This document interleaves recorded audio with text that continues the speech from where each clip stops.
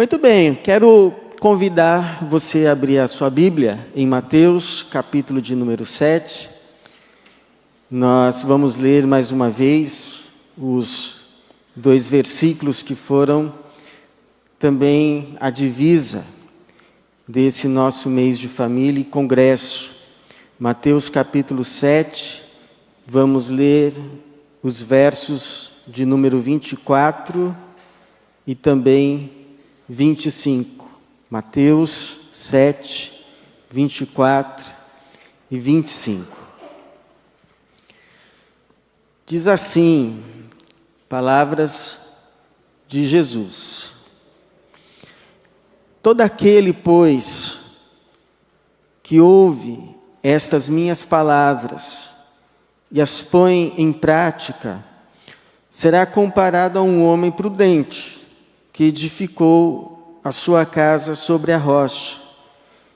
E a chuva caiu, os rios se encheram, os ventos sopraram e bateram com força contra aquela casa, contudo, ela não caiu, porque estava alicerçada na rocha.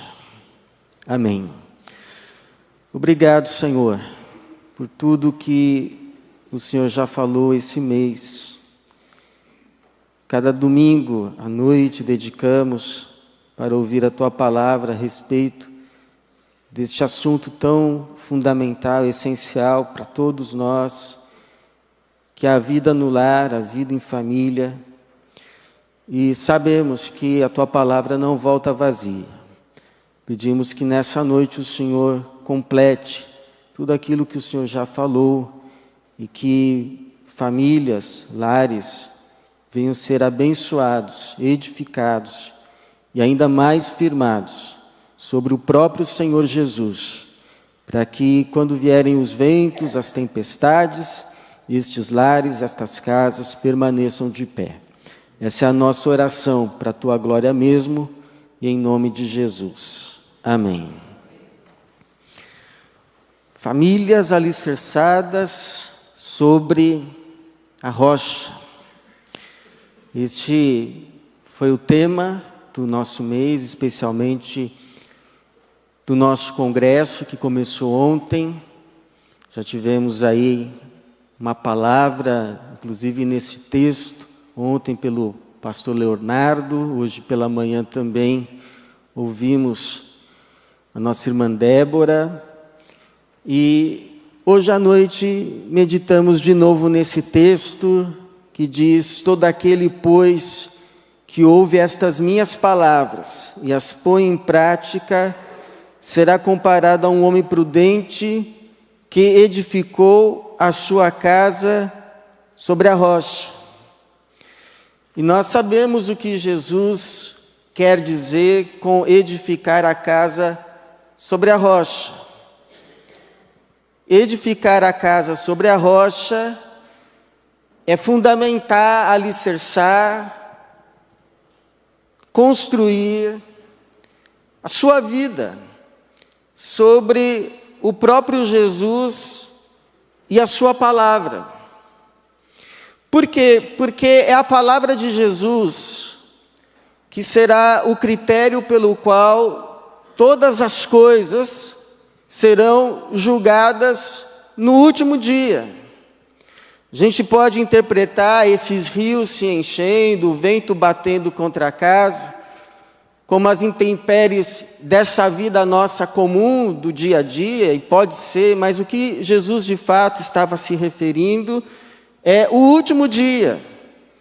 No último dia, não importa se declaramos que éramos crentes ou se não éramos, não importa se frequentamos igreja A, frequentamos igreja B, se fomos batizados na igreja C ou na igreja D, isso tudo será totalmente secundário, relativo. A única coisa que vai importar é se a tua vida de fato foi alicerçada, foi construída sobre a palavra de Jesus, o Cristo. No último dia, só fica de pé as casas alicerçadas sobre a rocha. Não importa qualquer outra, não importa o quão bela tenha sido a casa, no último dia só fica a casa que foi alicerçada sobre Jesus. Então, se é essa palavra de Jesus, que vai julgar todas as coisas, que vai desmascarar muita gente, inclusive, se essa palavra de Jesus, pela qual Deus vai se assentar no seu trono e julgar cada vida, e é só essa palavra, então, é essa palavra também, que é o norte, que é a referência, que é a verdade, pela qual devemos orientar todas as áreas da nossa vida, inclusive a vida familiar. O próprio Jesus viveu em família. Jesus viveu numa casa. Jesus viveu num lar com um pai. Jesus viveu num lar com uma mãe. Jesus viveu debaixo de um teto, dividindo espaço com irmãos, com irmãs. E ele viveu essa vida comum, familiar, de acordo com a sua própria palavra. Ele não apenas é a palavra que julga todas as coisas, mas é o exemplo de como se vive essa própria palavra. Jesus viveu a sua vida no lar, debaixo da sua própria palavra, porque a palavra de Jesus é a palavra de Deus. Então a pergunta para respondermos nessa noite, irmãos, é: o que a vida de Jesus em família nos ensina sobre família? Muito mais do que ele falou a respeito de família, mas como ele viveu em família, que essas coisas nos ensinam. Então, a primeira, irmãos, é que a vida de Jesus em família nos ensina que a vida em família, a vida no lar, deve ser vivida, por mais comum que seja. Mesmo Jesus sendo quem era, e sabendo quem era, ele tinha consciência de quem ele era, ele não se negou a viver a vida do lar em cada fase da sua vida. Por exemplo, quando ele tinha 12 anos de idade, ele não estufava o peito para o seu pai e para a sua mãe, dizendo: vocês sabem quem eu sou. Vocês estão se esquecendo do que o anjo falou? Não, a Bíblia diz lá em Lucas que Jesus lhes era submisso. Jesus aceitava ser obediente a José. Jesus aceitava ser obediente a Maria. Jesus não foi um adolescente rebelde. Jesus se submeteu, mesmo sabendo quem era. É provável que o pai terreno de Jesus, José, tenha falecido bem cedo, até porque depois dessa passagem, quando Jesus tinha 12 anos, José não aparece mais na Bíblia, então alguns entendem que José faleceu cedo. E isso pode explicar também por que Jesus começa o seu ministério efetivamente apenas e tão somente já com cerca de 30 anos. Jesus só vai começar o seu ministério de fato quando ele já tinha 30 anos. Uma das possíveis explicações é que, como seu pai morreu muito cedo, ele muito cedo teve que assumir as responsabilidades de sustentar o lar, de sustentar Maria. Naquela época as mulheres não tinham as perspectivas e oportunidades de trabalho que tem hoje. Então, Jesus, como filho mais velho, muito cedo deve ter assumido a carpintaria do seu pai para sustentar sua mãe, para sustentar os seus irmãos, que inclusive pode ter-lhe tirado a oportunidade de um rabinato, de ter se dedicado a se tornar um rabi, oficialmente um rabi aos pés de Gamaliel, como foi o caso do apóstolo Paulo. Não, ele teve que pegar no pesado, ele teve que trabalhar duro, teve que adiar os seus planos, seus sonhos de ser quem era. Então, só aos 30 anos, provavelmente quando seus irmãos já cresceram o suficiente para também assumirem responsabilidades no lar, é que Jesus então se sente livre para começar o seu ministério. Lucas vai dizer que Jesus começa o seu ministério já com cerca de 30 anos. Então, seja o que for, Jesus não se negou a viver a vida em família com todas as suas responsabilidades, com todas as suas limitações, mesmo sabendo quem ele era. A vida de Jesus em família nos ensina que a vida em família precisa e deve ser vivida. Tem homens, por exemplo, que eles querem que as mulheres trabalhem fora para que elas ajudem no orçamento doméstico, mas eles não querem ajudar nas atividades domésticas. Então chegam os dois do trabalho, cansados, ela vai ainda se ocupar de todas as tarefas da casa, e o bonitão fica lá no sofá. Pergunta: é justo isso? Bom, vamos dividir as despesas domésticas, vamos dividir também as tarefas domésticas. Então a vida do lar, irmãos, é assim: tem que lavar a louça, tem que tirar o lixo para fora, tem que levar a criança na escola, tem que levar a criança no médico, tem que participar de reunião de escola, tem que pagar conta. Aliás, eu lembro até hoje, quando estava para me casar, eu e Tatiana, a gente foi ver o nosso apartamento. Quando a gente abriu a porta, já tinha uns papéis embaixo assim. Aí ela perguntou: o que é isso? Conta? Nem casamos, já tinha conta. Então, é chato? É chato. Para muita gente, todas essas coisas são muito chatas, mas precisam ser vividas. Se Jesus, que era Jesus, ele não se negou a viver a vida no lar, com tudo que essa vida do lar implicava e o limitava, porque nós não a viveríamos? Será que somos maiores ou melhores que Jesus?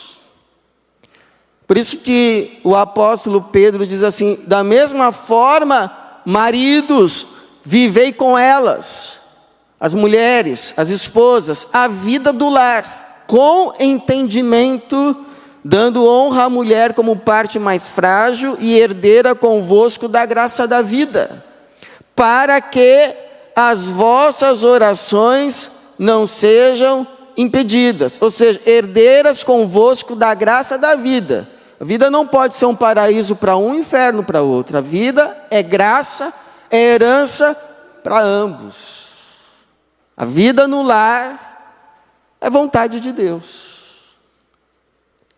Então, essa é a primeira coisa que a gente aprende com Jesus, a forma como ele viveu em família. Mas uma segunda lição que a gente aprende, como Jesus viveu na sua casa, como ele lidou com as questões familiares, porque Jesus encarnou e viveu uma vida humana como todos nós vivemos, é lidar melhor com os conflitos e tensões do lar. Todo lar tem os seus conflitos, todo lar tem as suas tensões. Nenhum lar é perfeito. O lar de Jesus também teve os seus momentos de conflito, também teve os seus momentos de tensão. A gente vê isso, por exemplo, na forma como os seus irmãos lhe trataram. Por exemplo, lá em João capítulo 7, versículo de 3 a 6. Os irmãos viram para Jesus, está próximo a uma festa dos judeus, que ia ser realizada lá na Judéia, em Jerusalém. E os irmãos dizem assim para ele: retira-te daqui e vai para a Judéia, para que também os teus discípulos vejam as obras que fazes. Porque ninguém que procura ser conhecido, aqui já é um julgamento dos irmãos, não é? Porque ninguém que procura ser conhecido age em segredo, já que fazes essas coisas, manifesta-te ao mundo. Então há assim uma certa hostilidade. Uma certa hostilidade dos irmãos de Jesus para com Jesus. Pensa que lá na casa de Jesus, estava lá Jesus, os irmãozinhos dele, todo mundo com uma auréola em cima da cabeça, como é pintado nos quadros. Não, tinha suas tensões, tinha suas competições, tinha as suas invejas, os seus ciúmes. Há uma hostilidade aqui nessa palavra. Você não quer ser conhecido? Jesus poderia te dizer, quando foi que eu disse que eu queria ser conhecido?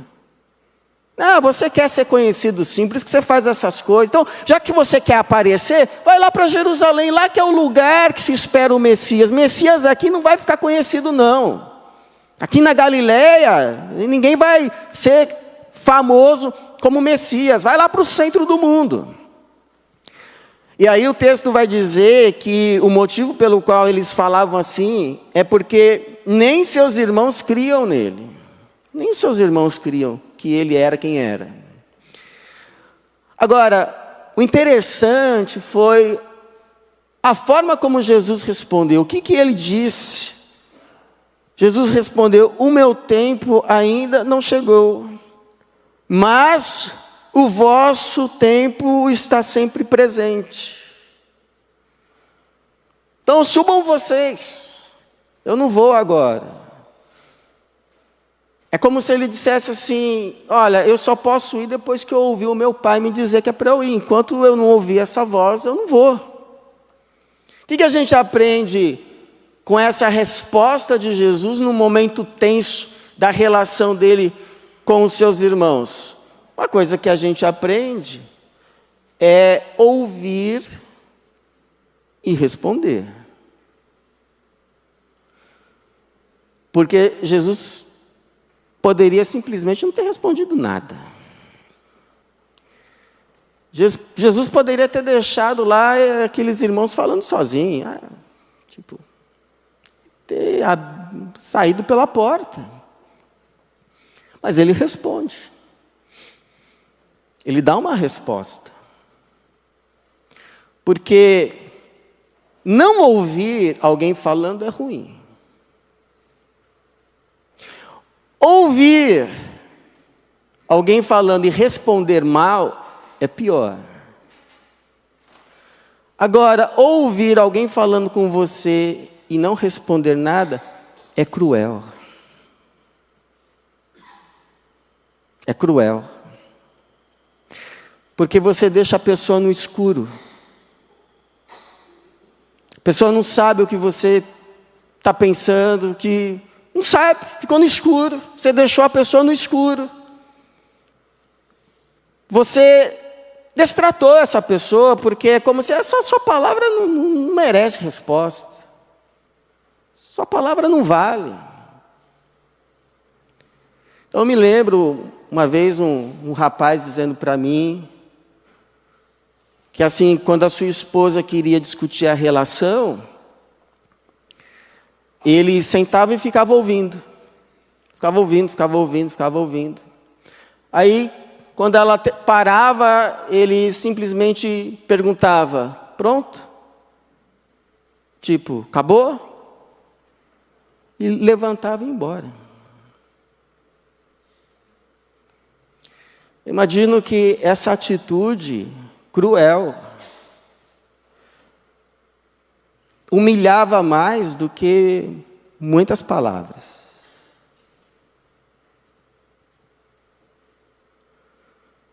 Então está certo que tem mulher que reclama muito, né? Eu sei. A Bíblia inclusive fala disso. Que parece uma goteira. Mas seja o que for, não justifica um tratamento cruel. Deixar a pessoa no escuro é uma crueldade que não cabe aos cristãos. aos discípulos de Jesus. Uma outra coisa que a gente aprende é falar a verdade, mas falar a verdade com graça. Porque tem gente que diz assim, não, pastor, eu sou sincero, o que eu tiver que falar, eu falo. Falo na lata, falo e dou a quem doer. Ok, ser sincero é uma coisa, ser grosso é outra. Ser grosso é uma coisa totalmente diferente do que ser sincero. Você pode falar a verdade, mas com gentileza. Você pode falar a verdade, mas com bondade.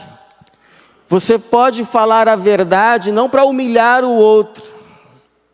Então, Jesus, ele responde e ele diz, olha, o meu tempo ainda não chegou. E a gente sabendo como ele era manso e humilde de coração, a gente também pode imaginar o tom. E então aquela conversa tensa, que poderia ter se tornado numa briga, se encerra ali. Porque como diz Provérbios 15:1, a resposta branda desvia o furor. Mas a palavra dura provoca ira.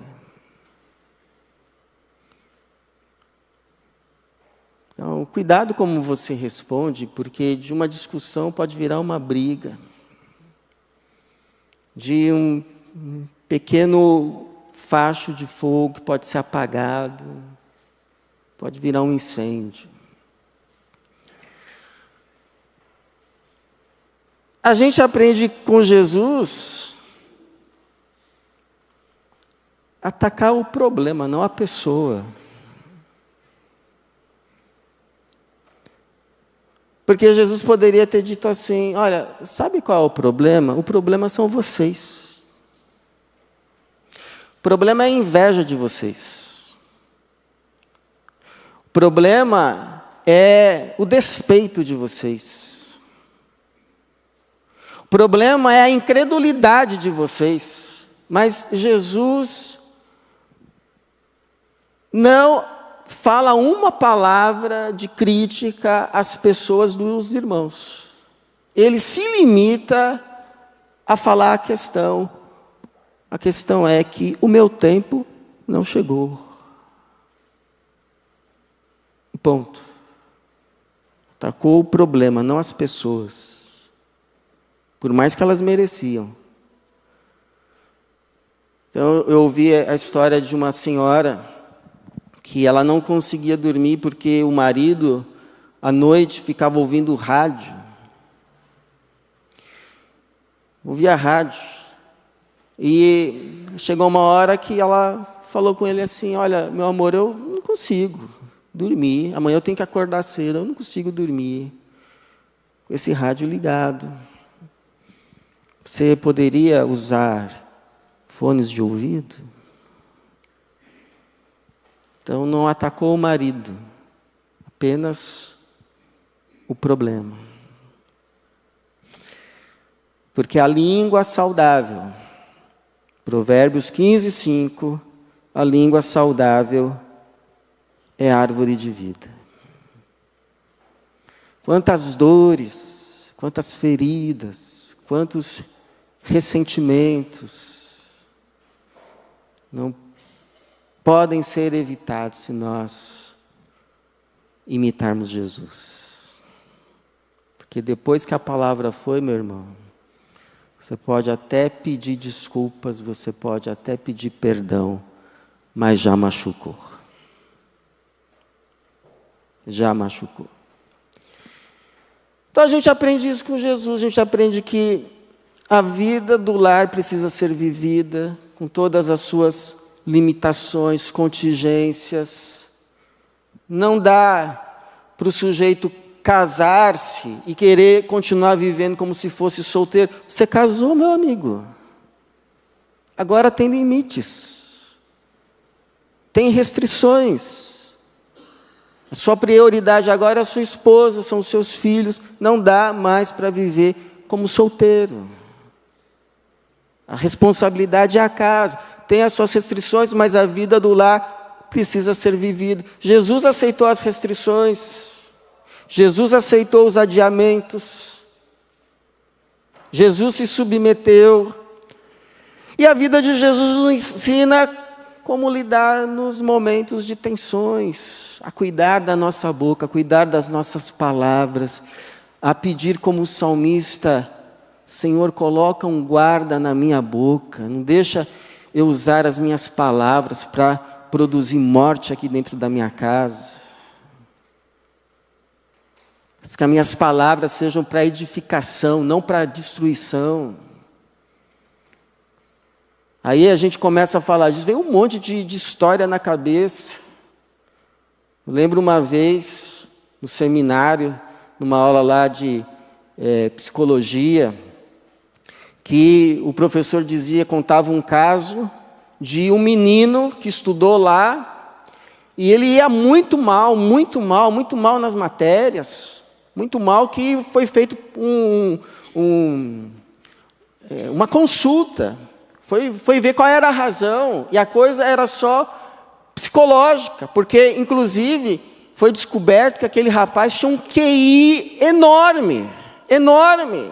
E aí, conversando nas terapias, chegaram ali o ponto, quando aquele menino era criança ainda, um dia o seu pai virou para ele e disse: você não vai dar nada na vida. E aquilo ficou. Então, tome muito cuidado com os momentos de tensão, com aquilo que sai da boca, porque a Bíblia diz que a palavra, a língua, é um veneno. É um veneno. Mas a gente aprende com Jesus ainda uma lição, uma verdade. Você quer de fato o bem da sua casa? Você quer o bem da sua família? Você ama muito a sua família? Você ama muito a sua casa, de verdade? Então, não cometa o erro de colocá-la no lugar de Deus. Se você ama a sua família, deixe Deus no lugar em que Ele mais abençoa a sua casa, no centro. É como o sol precisa ficar no centro, para que haja vida na terra. Se colocar a terra no lugar do sol, acaba tudo. Então, esses dias eu ouvi uma entrevista lá, um entrevistador entrevistando um pastor, e o entrevistador: olha, como que faz para a gente conciliar vida com Deus, trabalho, família? E aí o pastor deu aquela resposta tradicional, Deus primeiro, família em segundo, trabalho depois. Ok, se isso faz sentido para você, tudo bem, eu não vou discutir isso, mas vou dizer para você, eu prefiro aquele ensino que eu ouvi de um pastor que diz o seguinte: Jesus precisa estar no centro. E todas as áreas da vida ao redor dele, orbitando ao redor dele. Ele precisa estar no centro. Então, quando ele está no centro, vai ter momentos que ele vai dizer para você priorizar uma determinada área, outros momentos para priorizar outra área, a fim que de tudo fique equilibrado, e ele continue no centro, cuidando de tudo, irradiando a sua bênção, irradiando a sua graça para todas essas áreas. Ele que sabe qual é o momento que você deve dar mais atenção para uma área, outro momento que você deve dar atenção mais para outra, a fim de que tudo continue sendo abençoado. Ele, por exemplo, Jesus viveu a sua vida teocêntrica, ou seja, com Deus no centro, e a sua vida teocêntrica fez com que ele, em alguns momentos, não permitisse que a sua família interferisse na sua caminhada para a cruz. Ele não permitiu que a sua família desviasse ele do centro da vontade de Deus para ele. Por exemplo, quando a sua mãe fica sabendo que de tanto ele trabalhar no ministério, ele não tinha tempo para comer, então ela vai, reúne os irmãos, chega onde ele está, pede para falar com ele, avisam ele, sua mãe, os seus irmãos estão lá querendo falar com você. Ah, não, se é minha mamãe, eu paro tudo. Jesus, sabe o que Jesus disse? A minha mãe e os meus irmãos são aqueles que ouvem e fazem a vontade do meu Pai. Bom, palavras parecem duras, mas foi as palavras que acabaram salvando a família dele depois. Porque lá em Atos, vai ver a família dele, a mãe e os irmãos, numa reunião de oração. Quando ele já tinha sido assunto ressurreto. Vai lá, Atos 1,14. A mãe de Jesus e os irmãos em oração a Jesus. 2 irmãos dele se tornam líderes da igreja. Um deles foi Tiago, líder da igreja de Jerusalém, aquela igreja lá tão conhecida, a famosa igreja primitiva. Foi um irmão de Jesus. Diz que Jesus, depois da ressurreição, apareceu para esse Tiago. Um outro irmão, Judas, não o Iscariotes, que escreve o Judas que nós temos na Bíblia. E esse Judas vai se apresentar, Judas, irmão de Tiago, servo do Senhor Jesus Cristo. Servo do Senhor Jesus Cristo. Agora, a vida teocêntrica de Jesus, Deus no centro, também não permitiu que ele abandonasse a sua casa, nem mesmo quando estava na cruz, com aquelas dores cruciantes, que poderiam fazê-lo só pensar nele mesmo naquela hora, só olhar para ele mesmo, só ver ele mesmo. Mas lá na cruz, Jesus olha e vê lá a sua mãe, e do lado o seu discípulo amado João. E diz o texto que Jesus olha para sua mãe e diz assim: mulher, eis aí o teu filho.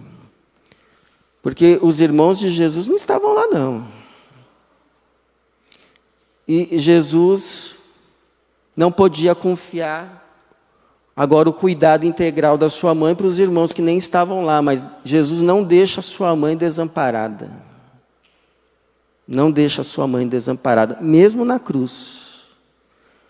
Ele olha e diz para Maria, mulher, que não era um termo desrespeitoso na época, mulher, eis aí o teu filho. Ou seja, quem vai, a partir de agora, ser o Arrímor. E olha para João, o seu discípulo de confiança, e diz, filho, olha aí a sua mãe. E a Bíblia vai dizer que a partir daquele momento, João recebeu Maria em sua casa. Ficou cuidando dela. Então, quando Deus é o centro, a gente serve a Deus cuidando da família. E cuida da família servindo a Deus. Uma coisa não exclui a outra. Então, 2 conselhos. Não cometa o erro de descuidar da sua casa, dando como desculpa o teu serviço a Deus. Timóteo recebeu de Paulo as seguintes palavras. 1 Timóteo 5,8. Se alguém não cuida dos seus, especialmente dos de sua família, tem negado a fé e é pior que um descrente. Então tem que cuidar do lar, tem que cuidar da casa. A Bíblia diz que quando os filhos cuidam dos pais na sua velhice, isso é agradável ao Senhor. Quando Jesus fica num embate com os fariseus lá, que tinham alguns que falavam assim, olha, se teu pai e tua mãe requerer alguma coisa de você, algum cuidado, mas se você disser, não, mas isso daqui que eu tenho é corbão, ou seja, isso aqui é consagrado a Deus, então você fica desobrigado de qualquer cuidado. Jesus diz assim, olha, vocês invalidam os mandamentos de Deus por causa das vossas tradições. Então Jesus era contrário. Agora, também não cometa o erro de tirar Deus do lugar dele. Não é assim que você abençoa a sua casa. Não é assim. Deixa Deus ser Deus. Amém? Deixa Deus ser Deus. Para que Ele abençoe você, para que Ele abençoe a sua família. Deixa Deus ser Deus. Qualquer coisa que você coloca no lugar de Deus, não aguenta. Ninguém aguenta ser Deus, não coloque ninguém no lugar dele. Você lembra do drama do Billy Graham? Com o seu filho? Imagina o drama de um homem que era usado por Deus para salvar tanta gente, salvar tantos filhos dos outros, e não conseguia salvar o dele nas drogas. Imagina que provação foi aquela para o Billy Graham. Mas ele parou de pregar? Não, continuou pregando. Eu fico imaginando às vezes as crises, ir pregar e sabendo, as preocupações. Mas Deus teve misericórdia e no tempo devido salvou o seu filho. E o seu filho se tornou o seu braço direito no ministério. Olha que bênção.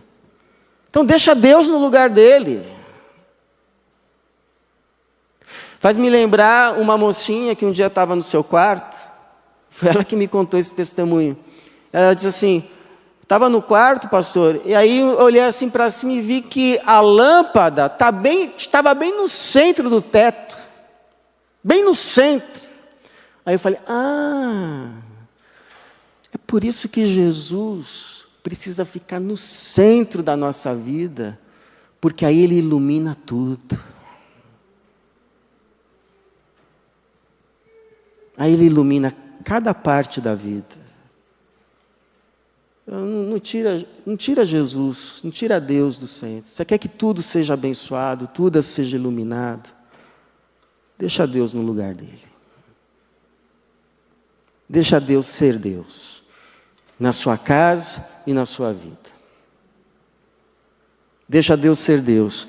O melhor lugar para você colocar quem você ama de verdade não é no lugar de Deus. O melhor lugar para você colocar quem você ama é nas mãos dele.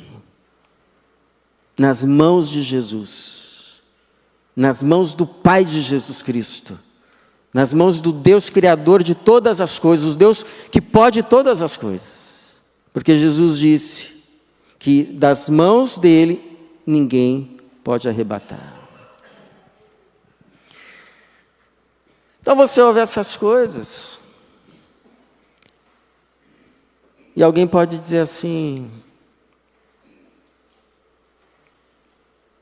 bom, então, olhando para a vida de Jesus em família, eu aprendo que a vida do lar tem que ser vivida, tem restrições, tem limitações, mas é a vida do lar, vamos vivê-la, vamos nos submeter, vamos seguir o exemplo do Mestre. Aprendo que nos momentos de tensão, os conflitos em família não é justificativa para eu abrir a boca e sair despejando as coisas. Porque tem consequências e consequências piores. E aprendo que o grande desafio é, a maior prova de amor que eu dou para os meus é deixar Deus no lugar dele. Para que Ele irradie as bênçãos dele sobre todas as áreas. Aí você ouve assim e fala, bom, pastor, falar é fácil, né? Eu digo para você, é verdade. Falar é fácil. Viver essas coisas, não vou dizer para você que viver essas coisas é difícil. Não, para nós, viver estas coisas é impossível. É impossível. A não ser que aquele que viveu todas essas coisas venha viver em nós e por meio de nós. E isso é possível.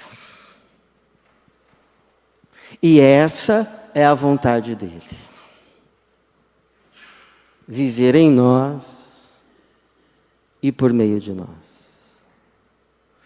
Por isso eu queria te convidar a uma oração hoje. Queria te convidar a você reconhecer essa sua incapacidade.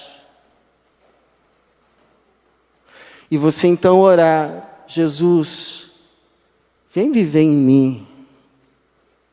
E mais do que isso, vem viver por meio de mim. Na hora que começar os conflitos, viva por meio de mim, Jesus.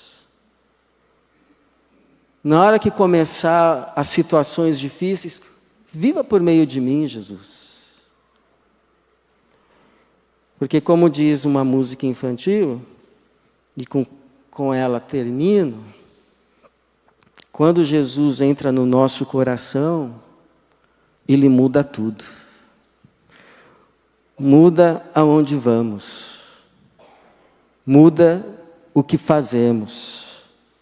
Muda o que amamos, muda o que falamos, muda o que vemos, muda o que pensamos, muda tudo para melhor.